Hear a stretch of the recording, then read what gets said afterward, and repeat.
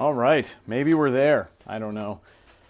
This is the second try this morning. For some reason, Wi-Fi doesn't love me so much. So I'm going to give this a shot a little further down the hall, but then eventually off Wi-Fi. Looks like we got some folks signing back on. So thanks everybody. Sorry for the technical difficulties there. We're going to get into it. Mark, good to see you back. Thank you for walking me through that. Apologies now for the late start. I have 7 minutes behind, so let's get rocking. All right, so we're going to start the timer. The mother of all fears. So what I started to say in the first go around here this morning was that for those of you who may have been on Twitter this weekend, you may have noticed, I was sort of in a conversation, let's call it, in Twitter, and a conversation really about nutrition. But that's not what I want to talk about because I don't think that's the mother of all fears. But what I really wanted to dive into a little bit was fear itself. And of course, we know that's important clinically, and the more that comes out related to pain, the more that we know that's a major root of the issues that we see. And so I started to dive into it kind of in parallel, right? So in addition to sort of, posting some things ad nauseum and probably driving some people crazy with some of my comments, in addition to that, I wanted to dive into fear. And what's wild is that in the conversations that I was having kind of behind the scenes, because you know how this whole thing works, right? Everybody's sort of having conversations in public, and then everybody's, of course, having conversations behind the scenes. And so the conversations that I was having behind the scenes had some sort of disbelief. Like, wow, I really can't believe people are, so fired up about this idea of eat more plants, right? Because that was the message. And, that's my message on nutrition. And it's very straightforward and very simple, and not everybody agrees, apparently. And so that message was kind of surprising to people, and I said, I don't understand where the real passion drive here is, where people are so concerned, and we sort of track it back to the very beginning of what sparked or what triggered the conversation, and it was about fear. And it was about tactics that people are using, in this particular case, an author, using a fear tactic and fear mongering. And so I started to dive into it, and for me, and obviously anybody who pays attention to this or my practice or in any which way, shape, or form knows that I'm really about the fundamental. I really want to understand what's at the basic root of things so that we can get to the bottom and then build back up. In a sense, it's like if you pay attention to some of the folks in the worlds of addiction, and they talk about, hey, people got to kind of get to rock bottom and then build back up. And although we know that's not exactly right, we know that overall, if we can get to fundamental beliefs and we can kind of get those accurate, then we probably have a foundation on which we can build. And so for me, I wanted to know, well, is there a fundamental fear? Does that exist? Is it such a thing? Because if we can get to that, then maybe we can understand and we can have somewhere to go. Well, it turns out that there is a belief there is. And there was a couple of review papers, one that I've been sort of going through. It's pretty long, so I'm not all the way through it. But there's an argument there that yes, like that is in itself fundamentally human. To have fear is fundamentally human. That it's not all bad, right? Of course, fear we know is something that can preserve life. I mean, fear of some things is probably a good idea. The old saber-toothed tiger idea. If it jumps out at you, we probably want to run away, or at least provide some protection and distance. But that too much of it can be sort of a bad thing. And so, having too much of any one thing probably can be a bad thing. And so, of course, we see clinically, and we see this all the time, that people with have fear on board tends to make their conditions worse and tends to kind of, drag this along. So that was one major thing. But what we really sort of see in this review, and what I thought was really super interesting, was this idea that one of the fundamentals, if not the fundamental fear, could very well be fear of the unknown. That is the root of all things. And one of the examples that they use really hit home with me. They talk about the idea of swimming, right? That some people are deathly afraid of swimming kind of in the ocean, and they're deathly afraid of the idea of swimming, but they're not afraid of water, right? And so that I thought was a really interesting way of looking at it. We're not afraid of water per se. We drink it. Certainly there are people out there who are not afraid of pools, like it doesn't bother me to swim in the pool, but you put me in the open water and that's a totally different story. Now, I can relate to that to a certain extent, and although I haven't ever really dove into this too deeply with most folks, the first half Ironman distance triathlon that I did was in a lake nearby a reservoir.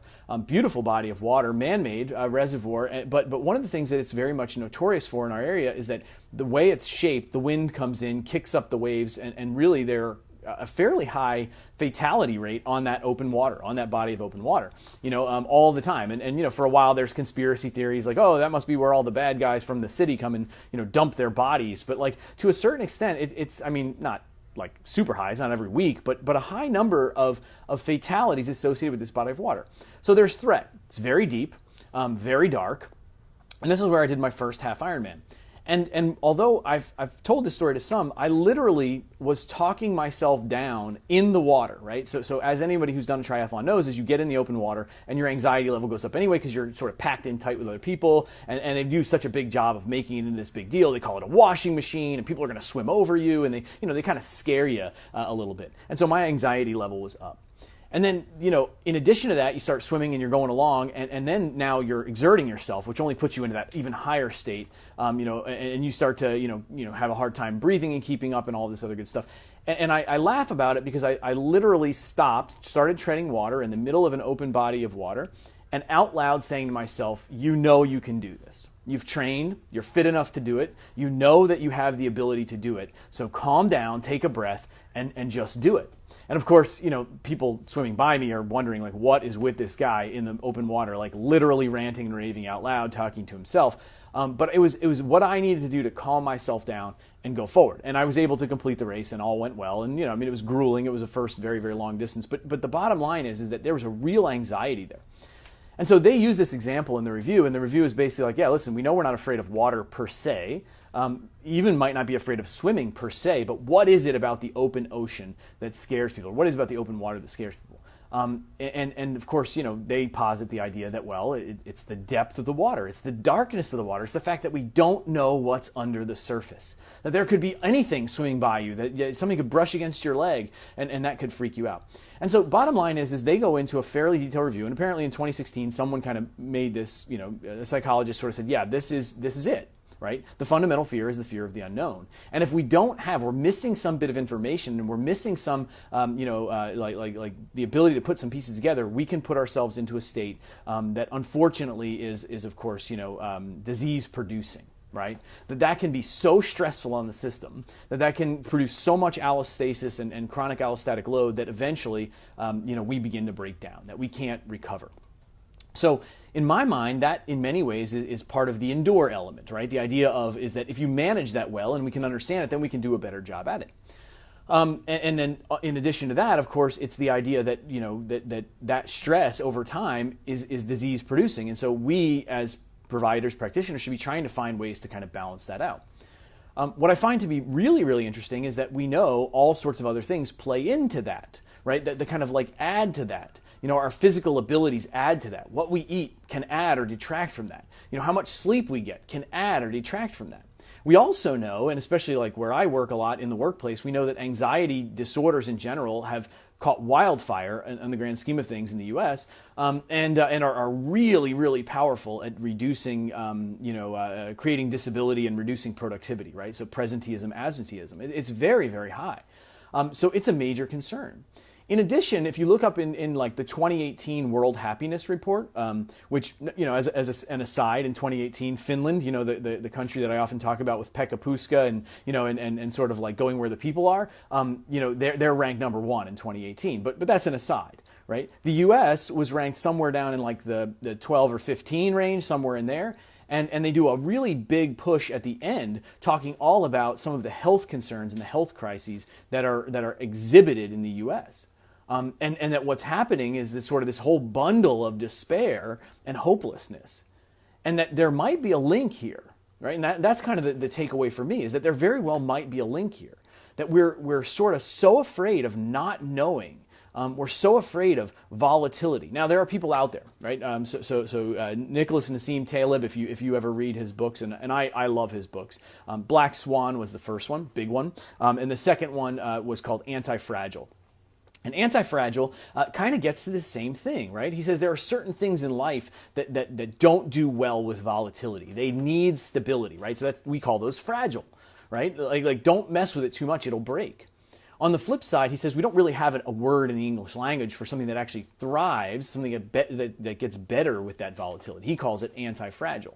And he says somewhere in between the two is like robust or resilient, which is what we often talk about, right? Like I can withstand the shocks of life, but it doesn't necessarily make me any better, right? It doesn't necessarily make me worse because I can withstand them, but it doesn't make me better.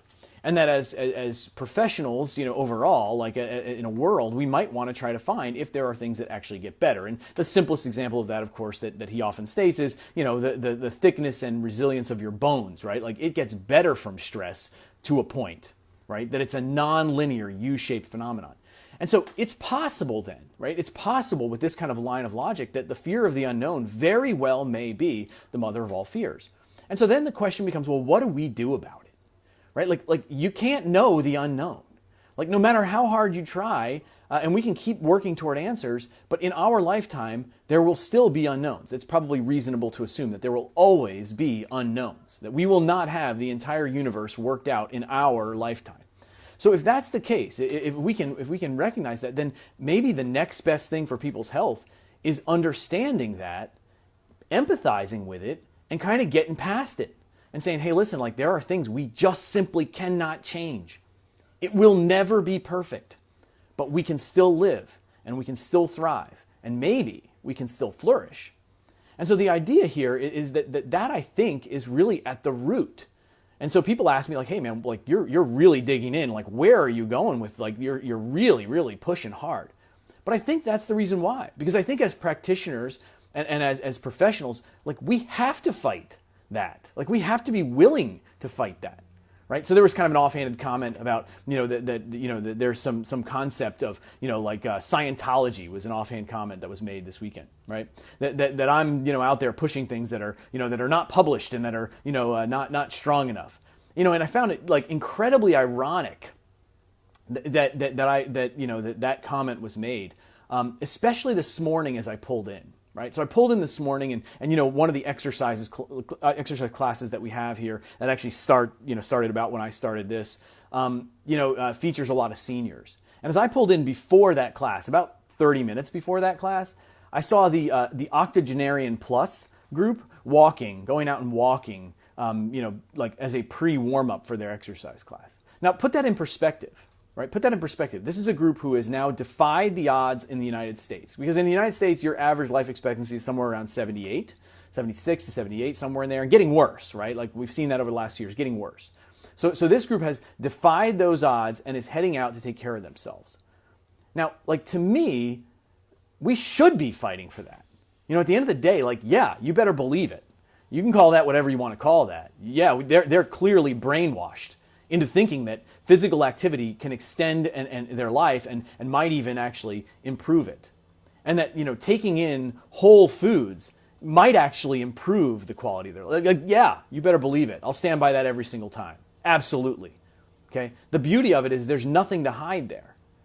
Those simple behaviors. Now, we call them elements. Of course, that, again, a word that talks about fundamental at the very basis. We call them elements. But the fundamentals, if you get those right, you have a foundation to build on. And so I think that's kind of where my brain is going. And I'm gonna tell you right now, like I don't have it all worked out. And I don't expect to have it all worked out. But I just think that what we have to look at and be willing to talk about is the fact that we're never gonna have it all worked out. Okay? And that doesn't mean we shouldn't do something in the process. That doesn't mean we should just keep stopping and studying it until we have it all worked out. Because literally millions of people are dying. And if we let ourselves be so afraid of what we don't know, that we don't act, in my opinion, that's where, in many ways, we are doing a disservice, that we are harming people by doing so. Okay? That is critical, in my opinion, right? And that's only my opinion. But the opinion stands.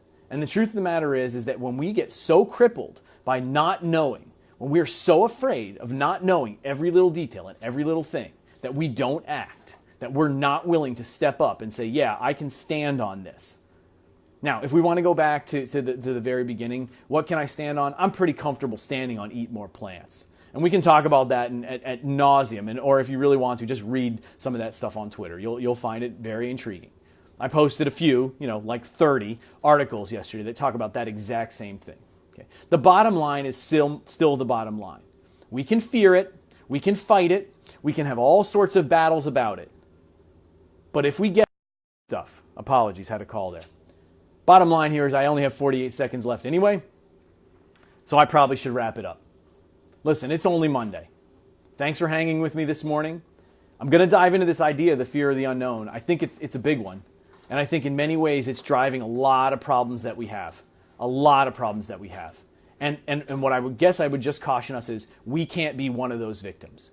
As professionals, if we're truly professionals, we cannot let our own fears of not knowing all of the little details stop us in the pursuit of helping people thrive. That's the fundamentally different way to care. Yeah, are we afraid? Sure. Is it reasonable to be? Yeah, absolutely. There's lots of things bad out there. Okay? But that doesn't mean we can let it stop us. And if you're truly a professional, you won't. You push forward anyway. I think that's all I've got. Maybe next time I'll read Do It Anyway. Check it out. It's pretty good. Mother Teresa. May have heard of her. All right. Have a great rest of the day. It's only Monday. It's only Monday. Make it count.